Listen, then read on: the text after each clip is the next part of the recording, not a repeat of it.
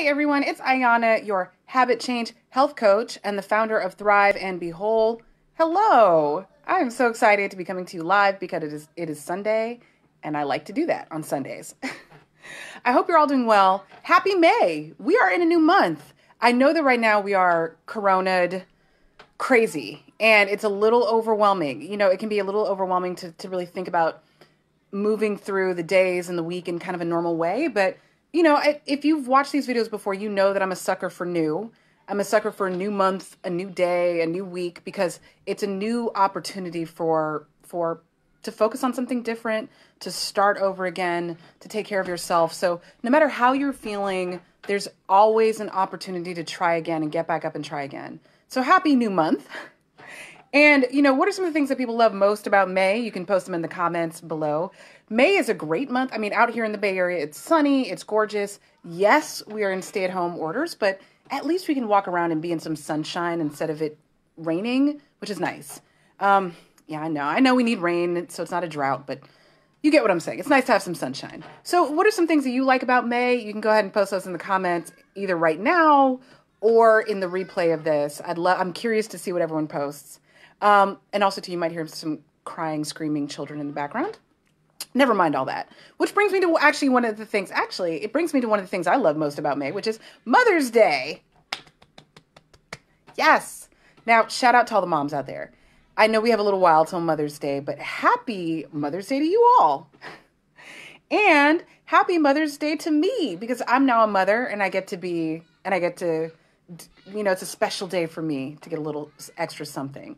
So you can write what you like about May. I love the warm weather. I love how everything starts blooming. We have flowers growing in our backyard. It's fantastic. And I love Mother's Day as well.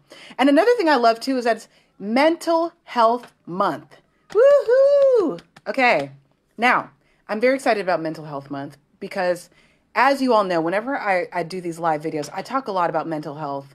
And there's a reason why it's so important to me. You know, as you heard me say in the beginning, I am a habit change health coach. And what this means is that, you know, I help people make transformation in their mindsets and in their habits so they can have healthy habits that last for life and aren't just a fad like dieting, okay? But in order to change habits, you have to work on mental health.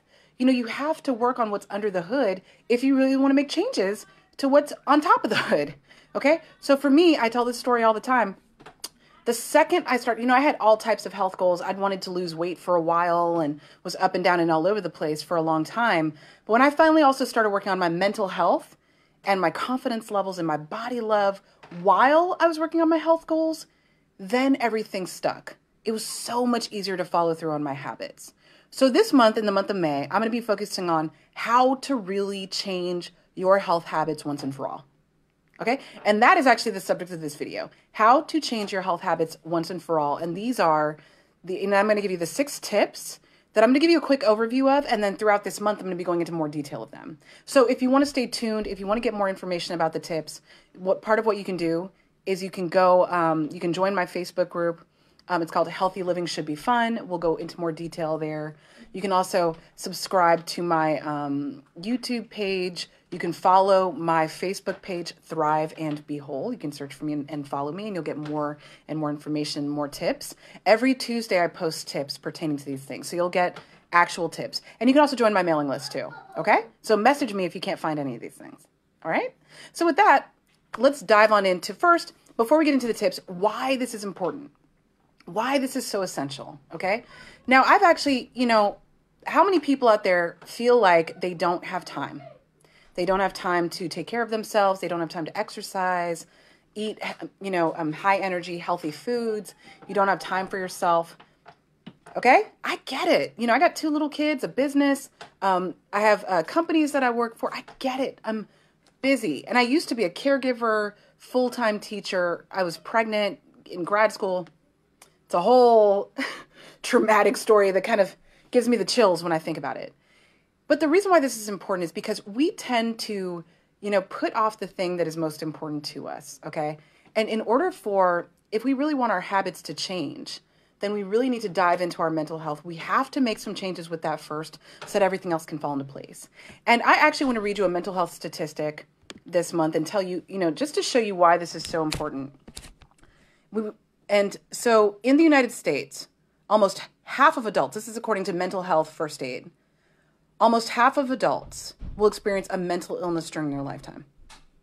Okay? That's me. I definitely have gone through depression. I definitely have dealt with anxiety. And because, I took the time to work, there are things that you can do to overcome these obstacles and challenges. And because I did the work on myself, I now have a toolbox to be able to deal with this and preventative things that I do to stop myself from going there. Okay? But so many of us kind of put that on the back burner. And also, too, in the United States, they say only 41% of people who had a mental disorder in the past year received professional health care or other services. Okay? That's not good. There's so much stigma around it. So many of us have been brought up to feel like we need to just do everything on our own without seeking help. But sadly, what ends up happening is when you don't take care of your mental health, it impacts everything else. Okay? So if you want to turn that around, these are some 6 tips, 6 and 6 things that you can do for yourself to help boost your mental health. Okay. And if you just, you don't want to overwhelm yourself. It is Mental Health Month after all. So we just want to do one thing at a time. But if you just give yourself 1 or 2 things to focus on, this can dramatically improve your mental health and which will improve your ability to change your habits. Okay. Habit change is so directly linked to how you're feeling, to your motivation and everything else. So we have to take care of one to take care of the other. Okay? So now let's talk about my first tip. And I love this tip. This is my favorite thing to talk about. But not beating yourself up is the number one thing. Okay? Now, if you saw, I actually posted a video of me on a health and wellness panel a couple weeks back, and it was great. There were all these health experts. And I talked a lot about shame. Now, shame is a huge, huge deflator of our goals. And I'm going to be going into this more throughout this month. So you will see some things that you can do to combat it. But shame is one of those things when you beat yourself up for making mistakes. So if you're a person who is chronically like, man, I forgot to work out, or I didn't give myself time to work out, or I ate that cookie, I ate that pizza, whatever, and you're beating yourself up for it, okay? If you feel like your motivation is sapped because you just feel like, well, why try? I'm not really able to make change anyway. If that's you, then you might be dealing with shame, okay? If you tell yourself, I've tried it too many times before and there's no way that I can do it now. There's no way that I can actually get healthy. There's no way I can lose weight. Then you might be dealing with shame. And shame, again, is the biggest deflator of motivation. It saps it, okay? And we know this now from having studied it. And so you want to turn that around by not beating yourself up, by talking to yourself like you would to a best friend, which takes practice, okay? It's not something that you can just do overnight. And so what I invite you to do is, if this is a struggle for you, message me, because I'd love to schedule a free session with you so we can talk through it. And I can give you some strategies that I use with clients and that I've used myself too, okay? The second tip is setting attainable goals that you can actually reach. Okay, so hands up if you've ever set a goal that was way too ambitious.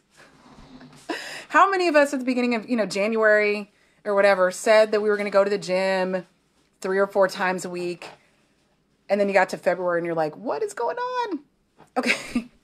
And the reason for this is because for a lot of us, if you are going from couch to exercising, or same thing if you're changing, if you're trying to get into eating healthier and you're going from eating like a mostly junk food diet to all of a sudden eating like the best quality foods ever overnight, it's so hard and difficult. We struggle with restriction. So instead, what we do to help manage our expectations of ourselves and be kind to ourselves and not set ourselves up for shame is we set mini goals. Okay, so we just move one realistic step at a time. Okay, and I tell people this all the time. This morning I went for a run.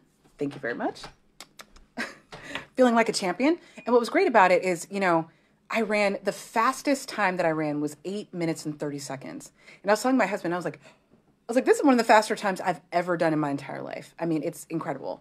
To all the runners out there who've already been doing that, more power to you. But this is huge to me. When I first started running, first of all, I would not really call it running. Okay. I was like walking, running, my lungs were on fire. I kind of hated it. But when I first started doing it, I was like maybe at a 12 to 13 minute mile. Okay. And I say that with no shame. And over time, I baby stepped myself up. And now I'm at like, an 8:30 was my fastest. I was running a 9 minute comfortably. And so what I say that to say is that when you set attainable goals that you can actually reach, it makes everything feel more doable. And then you can baby step your way till finally you achieve what you want. The third thing is, now this is a big one. Third tip now, prioritizing you. Yep.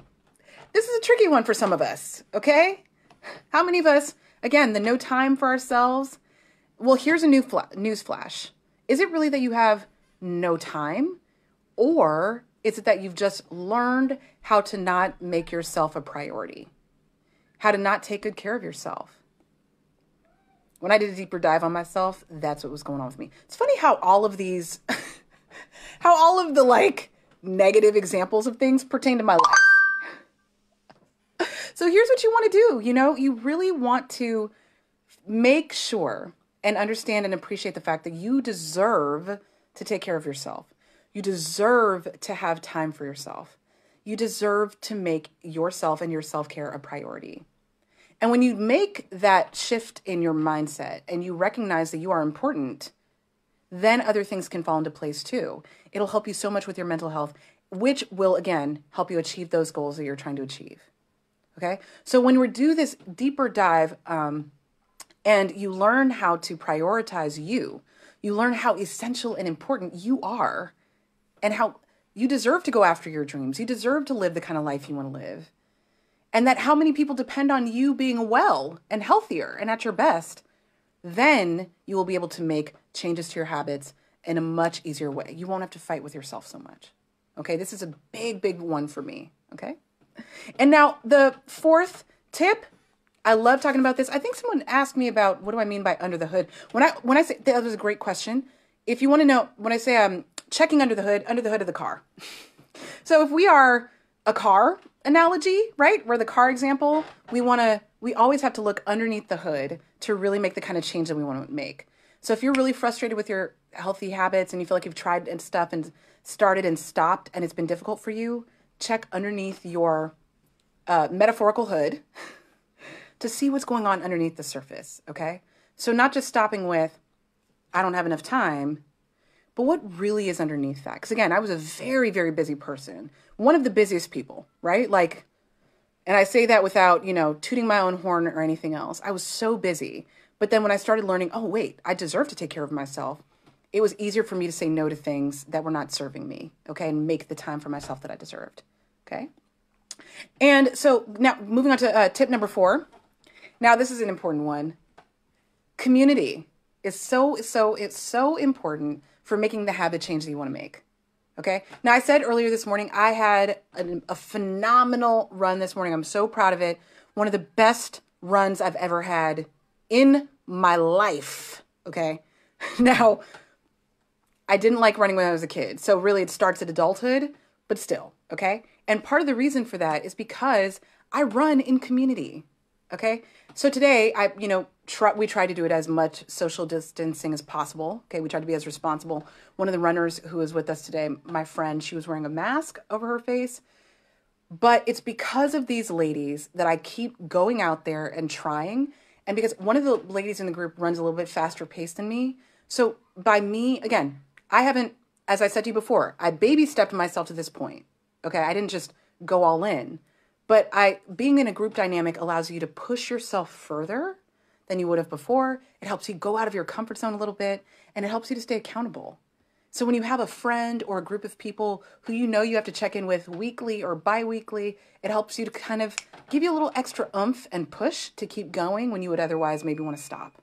Okay? And also too, community can be, you can find an online community, friends, loved ones, family members, anyone, but we go further when we go together.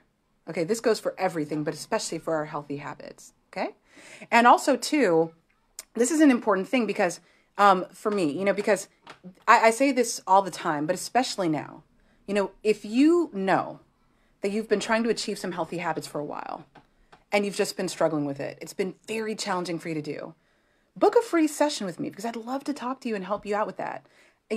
Community are not just the people you know, but when you talk to an expert like a therapist or a coach, they're able to give you some deep guidance about the patterns that they're noticing in your habits, important things that they recognize, like they're able to help you with that under the hood work and figure out what's going on in the subconscious parts of your mind and help you think about patterns that you may not have been aware of, and really go even further and make deeper change. Okay.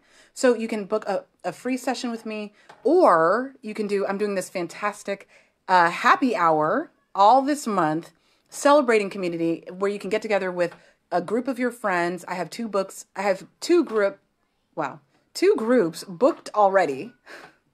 Need to slow down a little bit. And it's just so exciting. We're going to do a free Zoom call where you get to pick your Zoom background, drink something fun, whatever you want to drink, no judgment. And we'll talk about, I'm going to do a workshop with you about one of these two topics. Either the number one things that are sabotaging your health goals, or the real barriers to your self-care right now. Okay. So you can book that free session with me. You can get together with your friends and you can have a fun thing with your community. Okay. And a fun way to change. So it rolls everything into one. And then the fifth tip, let's move on to that, are systems to get you organized. Okay. Now, anyone who knows me in person knows that I'm planner obsessed. I watch planner videos on YouTube in my spare time. No judgment. I watch how people organize their time, and I learn how to organize my time better. And I structure my day. I use routine and all of these different things. And I use to-do list apps and things to help keep me organized, so to make sure that I have time to work on this habit change stuff. Okay. So having systems to help you is very, very important. And again, I'll go throughout the month. You will see me going a deeper dive into all of this. And I will even post some of my organizational tools. Not sure that any of you guys are asking for it, but it's so good. I have to share. And then the sixth thing. So for all of you planner people, or people who really want, if you want a tip on how to organize your time a little bit better, if you feel like it's all over the place, you're definitely going to want to pay attention to those things I post this month. I'll have some great resources for that. And then the sixth thing is getting support. Okay. So again, I talked about this before with community. This is about recognizing the fact that no one goes far alone. We've all gotten to this point in life with help, whether we always acknowledge it or not. And it's the same thing for changing our healthy habits. It took me a lot of help to really see what my patterns were and how I was sabotaging myself. And so I invite you to step outside of your comfort zone and either, booking a free session with me one-on-one, if you just want to have a private moment with me, and that's fine. Or to have a happy hour session with you and your friends so we can dive deeper into some of these things that block us. I would be honored. I love, love, love to do it. And I have 2 sessions scheduled so far, and can't wait. I'm so excited. And finally, with that too, so throughout this month, as I said before, I'm going to be diving deeper. We're going to be talking about how to really change your habits, because it's Mental Health Month, and it's so important that we focus on us and habit change during this month. It is something that can tremendously help you with your mental health. And this is a tool that, whether my clients are coming to me for a health coaching reason or not, we focus on this aspect of it. Okay? So you deserve to take that time for yourself, book a free happy hour session with me, or a one-on-one coaching session. It's going to be so awesome. All right. Bye.